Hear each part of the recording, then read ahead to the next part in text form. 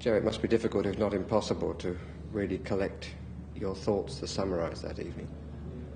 Well, on two accounts, really, Barry. As you know, generally speaking, whether we get beat in a football match, I'll have a quip or I'll laugh a bit, but I'm not laughing tonight because of what's happened out there on the ground. We didn't know the full extent of the tragedy that had happened, and therefore, when I hear it now, I'm more than ever. I'm very, very sorry about what happened before the game. There were stories that Juventus didn't want to play. I mean, did people come and ask you what you felt? No. That would be taken at boardroom level. We're under the UEFA rules, and therefore they would decide whether to play or not to play. I don't think either Juventus or the Liverpool players knew the full extent, and even if they had, we'd have still had to carry on our job of playing the game. But and I honestly thought that the game itself was quite good, and I think it's through the officials not letting us know quite fairly, because if we had, I don't think we'd have got the same type of game, because I know my heart wasn't in it at the end of it all. It wasn't in it. What was the feeling in the dressing room when you were waiting there? Patience, going around talking, not knowing what the full extent was, and I think it was quite right. But they were quite ordinary. They accepted the situation and kept warming up and so forth and so on. But it was a long wait. You went out, I think, twice to the crowd to look and speak. First of all, they asked me to go on the radio to our spectators, Liverpool spectators. And I said, look, all our spectators are already in. It was the poor Italian chippies that were out on the ground. So then I felt that was no use, so I went over to the crowd. Now, I was really emotional. I broke down and cried, only because I felt as if I was part of the supporters and I was letting everybody else down. In Liverpool, even in the football world, I was letting them down as well as the supporters were. And as I say, I felt really bad about it. And there was nothing I could really do. There's nothing I really just appeal, if you like, and to 3,000, 4,000 spectators. And as I say, even then, when I came off, I didn't know, as I say, the tragic circumstances that had gone on. Whose idea was it that the two captains should speak? Was Phil Neal? That was nearly an hour late, actually, yes. Barry. Yeah. And it was the UEFA. I think the UEFA officials again came along to ask Phil and I think to speak. And I suppose it did have a good effect the way it was put over. So when the players went out to play, you knew that. Obviously, there had been considerable trouble and people were hurt. Well, we'd heard rumours that there was, say, 5 dead or whatever. I mean, that's bad enough, but I now hear there's many, many more. Oh, and it's terrible, terrible. But do you think the decision was right to play the match, do you? I think UEFA were right, because if they hadn't have gone on with the match, there might have been more trouble through spectators being pent up about not having a game. They might have broken out and did more damage. It was frightening, really, from that angle. But not from the players' point of view. They went out and played. No, I think UEFA did right by playing it. This, of course, was supposed to be a night of farewell as a manager for Joe Fagan. Yeah. Mm. And look at it. It's dreadful. Dreadful. You see, it's a night I won't forget. And it's not for the right reasons.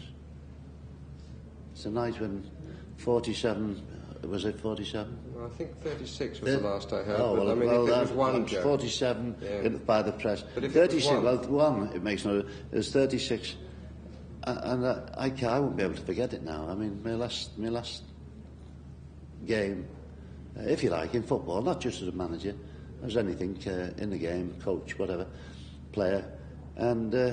I can't forget it now for the rest of my life because it's so tragic. What can be done about it?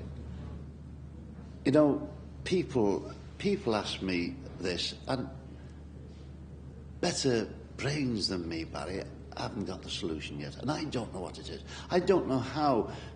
I don't know what's happening to the football. Some of the football supporters. I don't know, and I'm not just talking about English. I'm talking about other countries as well. They're having it as well, and I don't know why. I don't know why they do it. It doesn't seem. It doesn't. It's not a football match now. And maybe at the end of the day, I'll be thankful to get out of it. What a horrible thing to say. Being in the game all this time and having to say a thing like that. People can't go to a match and enjoy it. People can't shout, if you like, comments about each other and not get upset about it. It's all wrong. It's all wrong. The thought occurred to me, Joe, before the game that the stadium, the atmosphere at the start, the weather, the whole evening was very similar to 1977. Yes. And yet the atmosphere became totally different. Now, that's only 8 years ago. That's right. That's right. You're quite right. It's changed over that number of years. The way the football public, not all of them, but some of them, seem to come to a game to make trouble. Why, I don't know. We don't want them, but that's been said before, and there's nothing you can do about it. They pay the money, they come in, and then they cause trouble.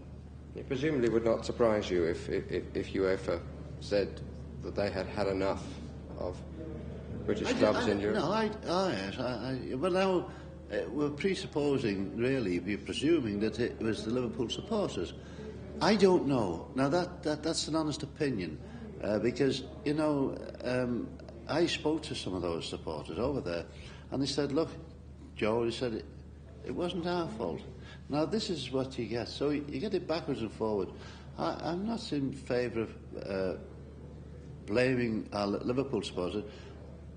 I'm not in favour of blaming the Italian supporter.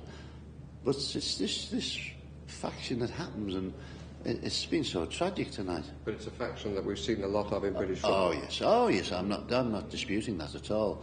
And as I say, I wouldn't know why they do it. There's no answer. Well, there's no answer yet. But you're leaving the game. I mean, this is your. Oh yes, and I don't want to leave in such a fashion, though. I wanted to leave whether we won or lost, and I wanted to leave with me held high, and I don't feel like holding my head up high. I just want to go away in the corner and just sit there and brood, if you like, because it's so bad, so tragic, it's terrible. It's a game that you love. The game, it's been your life. Yeah, but the game's gone. The game tonight, I just sat there and didn't want to know anything. I didn't care about the result. What a way to think. You couldn't concentrate on the game because you're thinking of what's gone on before. I'm talking about mounted police, and police ringed around the ground. Didn't know that there was many people dead. I didn't know that. I'd heard rumours about it, but there it was. And good luck to Juventus, I must say that. Good luck to Juventus for winning it. But what tragic circumstances to do so. Terrible.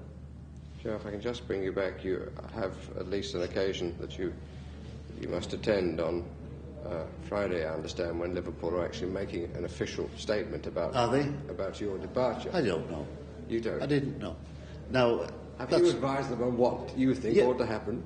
Oh, well, Peter, Secretary asked me to draft a short letter out, and I've nearly said it into the press all day as regards me relinquishing my post as team manager to Liverpool FC by mutual agreement. And that's more or less what I wanted to say, and I've said it today. And as I say, under other circumstances, I'd have been quite happy. I was quite happy at lunchtime talking to the press and said, "Hey, it's a joyful occasion because I've had such a happy life in football." But now this has happened, and I'm not happy at all.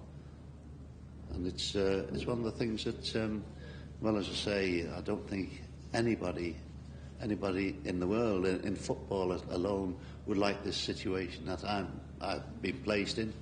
It's not my fault, but I feel very deeply about it. I think that's fair enough. Thank you very much.